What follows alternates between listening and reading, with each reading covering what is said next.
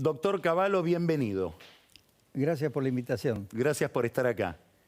Me gustaría que empecemos esta conversación mirando un video que tiene que ver con un documental serie que está llamando mucho la atención, que retrata a un personaje internacional de primera magnitud que fue Shimon Peres. A ver si podemos ver este fragmento de ese documental. Peres brings together a task force of scholars and economists which devises a plan that involves severe cutbacks from every sector of society. I called in a cabinet session that lasted for 36 hours. And I cut from everybody. And I cut $500 million from defense. That was the largest cut in the history of Israel. Then I cut from education. The Minister of Education was my best friend. It was the end of the friendship. All ministers agreed to the cuts of other ministries. None of them agreed to cut his own minister. But I said, gentlemen, either you take it or I leave you. And 36 hours, whoever closed his eyes for a moment, I cut his budget. I was criticized for one hand to the other hand. But my great surprise, the tougher I was, the more insistent I became, I noticed there was a change in the public opinion. Day to day, my pulse went up, contrary to all the predictions. In a matter of 6 weeks, the inflation started to go down. Israel's inflation rate drops from almost 500% a year to 16%. Prime Minister Peres' approval rating surpasses 70%, the highest ever recorded.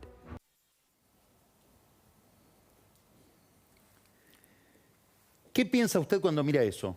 Bueno, lo recuerdo muy bien, porque yo, primero que lo conocía mucho a Shimon Peres y a la gente que estaba alrededor de él en materia económica, y además esto ocurrió más o menos a la misma altura de la aplicación del Plan Austral en Argentina y del Plan Cruzado en Brasil, y también de un intento que hubo en México que tuvo menos estructura.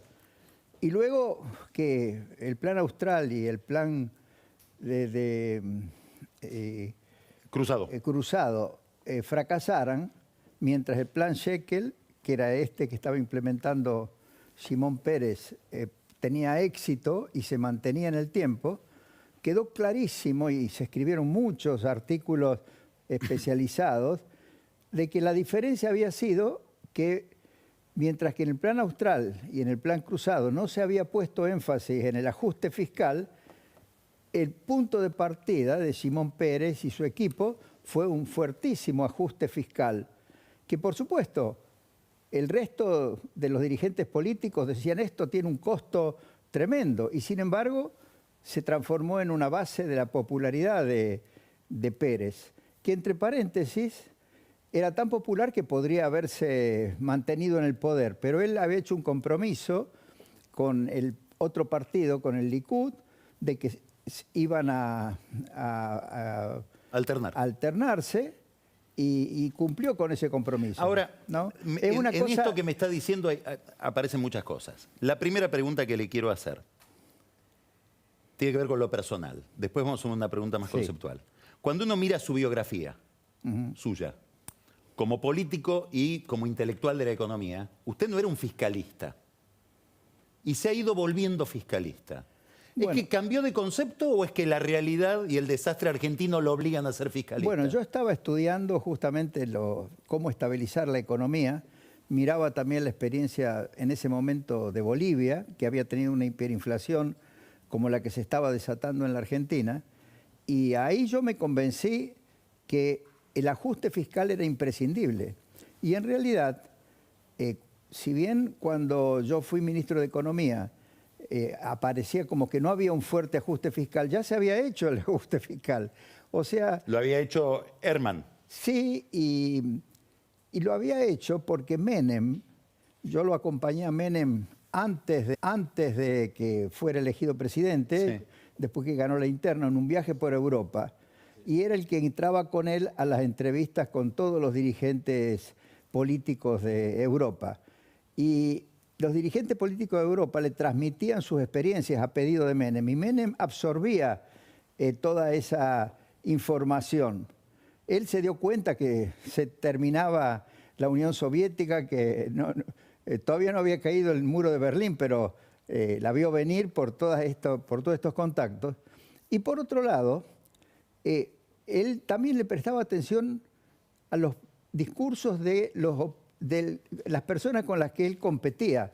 Me acuerdo que cuando hablaba Angelós del lápiz rojo, sí, o Alzogaray de sus ideas, Menem les prestaba atención y me preguntaba.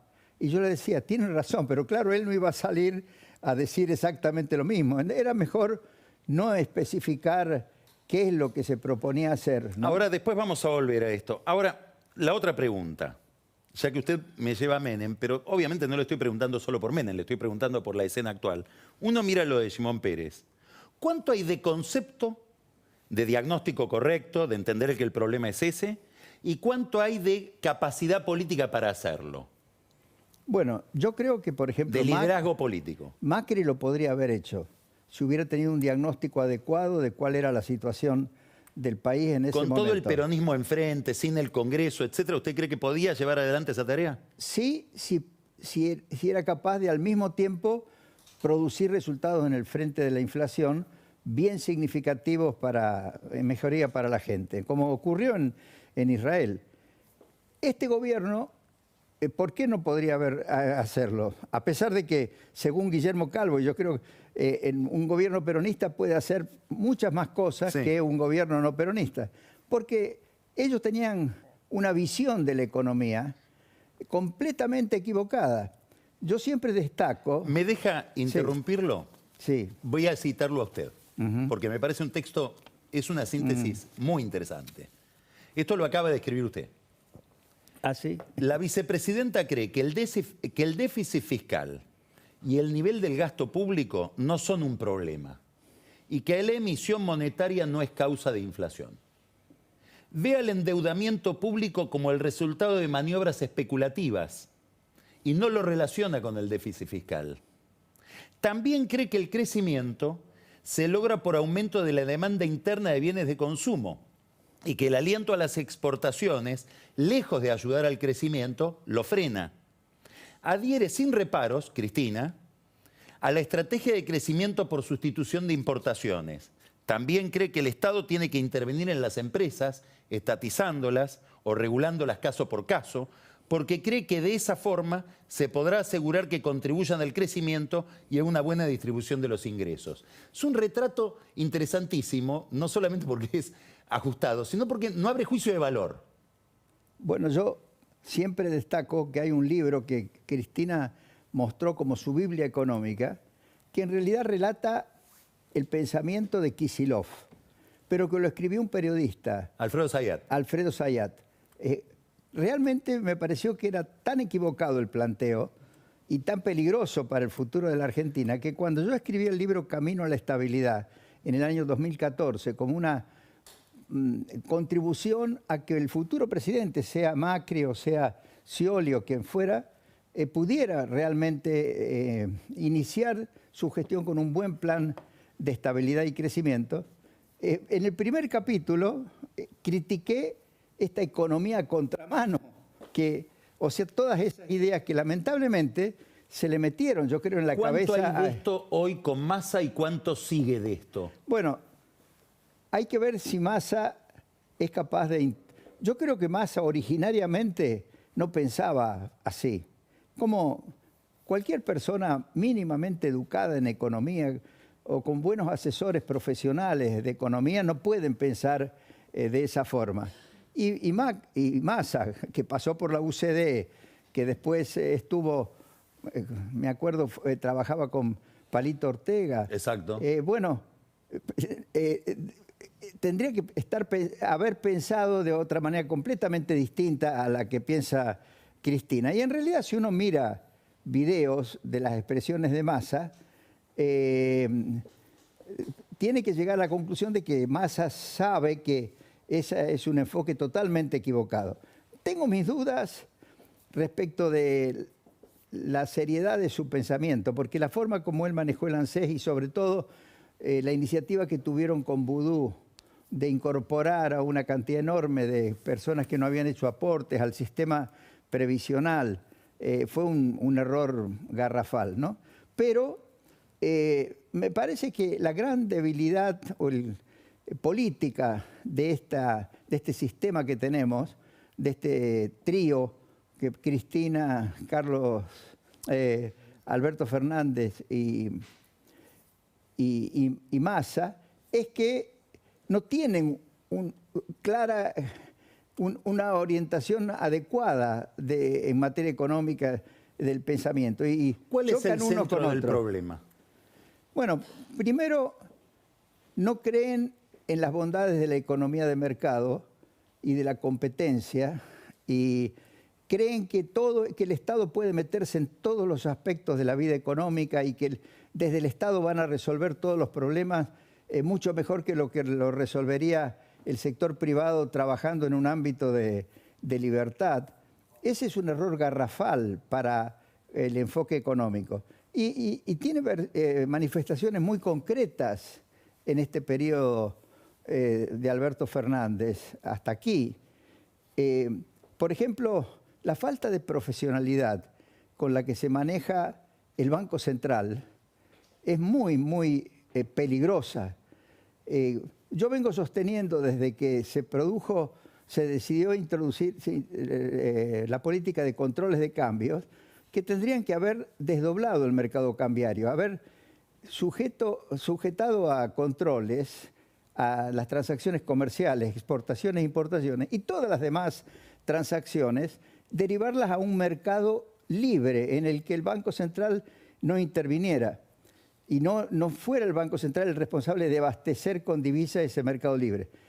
Al ser un mercado libre, si la cotización era suficientemente alta, iban a empezar a entrar capitales, o los mismos argentinos que tienen muchos dólares podrían venderlos legalmente en ese mercado libre, y eso le pondría un techo al mercado libre. Y mientras tanto, el Banco Central compraría todo el superávit comercial, que ha sido grande el año pasado, fue de 15.000 millones de dólares, y este año posiblemente va a bajar bastante por el alto precio que tienen las importaciones de energía, pero no va a ser menos de 7.000, 8.000 millones de dólares. Entonces, el Banco Central podría haberse hecho de esa forma de las divisas que ahora no tiene. ¿Ya es tarde para eso? No, si lo inician, y yo creo que si se hacía cargo del viceministerio Gabriel Rubinstein, yo estuve viendo las cosas que él ha escrito y sobre todo unos videos muy claros donde él habla de este tema. Prácticamente él dice que habría que hacer esto que yo vengo sosteniendo desde principios del año 2019. Lo he escrito en varios de esos artículos que publico en mi blog y con detalle como para tratar de ayudar a que se maneje bien la política cambiaria y monetaria, ¿no? En fin, pero esa misma falta de profesionalidad se nota en muchos otros aspectos. En el tema, por ejemplo, del manejo de las exportaciones. Quieren alentar las exportaciones y ponen prohibiciones y cupos, etcétera. Y después, ahora quieren adelantar los ingresos de exportaciones, que ya se ha producido el bien, que es lo importante. En algún momento se van a liquidar esas divisas. Si hacen un enorme esfuerzo para que se liquiden ahora, están vaciando a los próximos meses. Es simplemente un cambio y además, decir que para que los productores aceleren el desembolso de las divisas, hay que prometerles un tipo de cambio más alto transitorio. Si empiezan a prometer tipos de cambios más altos transitorios, esperan todos a que por supuesto, llegue el mundo va a mejor. esperar que después y que va a terminar habiendo una fuerte devaluación. Que entre paréntesis, yo creo que no resolvería nada, agravaría la situación. Ya voy a explicar por qué.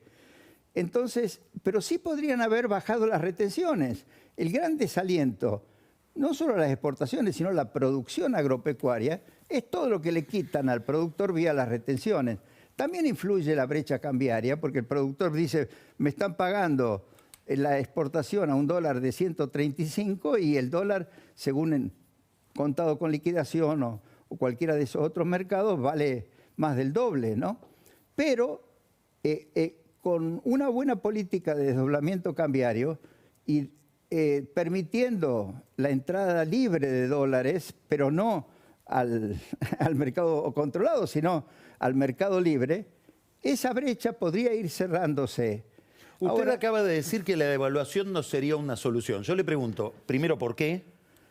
Y segundo, si con esta dinámica que estamos viendo no se vuelve inevitable, aunque no sea una solución. bueno, obviamente que si siguen cometiendo los errores que han cometido hasta ahora y manejando mal la economía, como hasta ahora, puede llegar a ocurrir que se produzca una fuertísima devaluación y ese sería el acabose para este tipo de manejo de la economía, porque sería una explosión inflacionaria y traería muchísimas consecuencias no deseadas también, además de que a lo mejor alentaría un poquito más las exportaciones, frenaría las importaciones, pero de ninguna manera resolvería los problemas. ¿Por qué? Es mucho más importante el atraso tarifario que da lugar a 15.000 millones de dólares de subsidios y por lo tanto de un exceso de gasto público que el atraso cambiario. Además, si se produce una devaluación... ¿Por qué no desarrolla esta idea que es muy interesante? Claro, ocurre que formulada así. Todos los costos de los servicios energéticos, de los servicios de transporte, de todo lo que, del agua, de todo lo que está subsidiado, están directamente vinculados con el dólar. Si aumenta el precio del dólar mucho, no digo si aumenta gradualmente como está aumentando, sino a través de una fuerte devaluación, los subsidios aumentan más que proporcionalmente. Y entonces además de la devaluación, tienen que producir un tarifazo enorme. Y entonces tarifazo enorme y devaluación es más que un rodrigazo, porque imagínense, los sindicatos no se van a conformar con una cantidad limitada de aumentos salariales, ¿no? O sea, se desencadenaría esto que estamos viendo más dramático. Mientras más... Por eso, yo creo que el buscar reducir a un mínimo los subsidios en la prestación de los servicios públicos es prioritario, súper prioritario. Yo creo que lo que están anunciando es muy tímido. Por supuesto que tiene costos políticos, pero tienen que explicar que fue un error tan grande el haber mantenido congeladas las tarifas desde el 2002 en adelante, además haber desarticulado todas las reglas de juego en el sector energético, en el sector de transporte, pero básicamente en el sector energético. Eso hay que explicarle a la gente que fue un error que se cometió y que ahora hay que corregirlo. En la década de los 90 había cero subsidio económico y sin embargo la gente podía pagar la luz, podía pagar el gas, podía funcionar bien con el sistema de subsidios, sin subsidios. Por lo tanto, para mí ahí está el punto de partida de realmente resolver el problema. O sea, el punto de partida fiscal y dentro de lo fiscal energético. Claro. Ahora, le hago una pregunta. Con este problema internacional, donde todo lo que pensamos alrededor de subsidios, costos de la energía, etcétera, lo pensamos antes de Rusia invadiendo Ucrania. Una vez que Rusia invade Ucrania, ya es un problema que, digamos, sale de cualquier escala.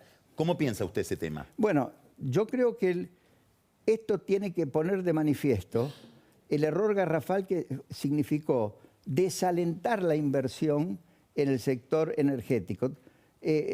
Sobre todo la inversión, por ejemplo, en materia de transporte, de gas y de infraestructura. Eso ha sido un error garrafal. Hay que revertir eso. Para revertir eso hay que volver a tener las reglas de juego para la inversión, tanto en generación como en transporte, distribución, en materia de electricidad y de gas, que existían en la década de los 90.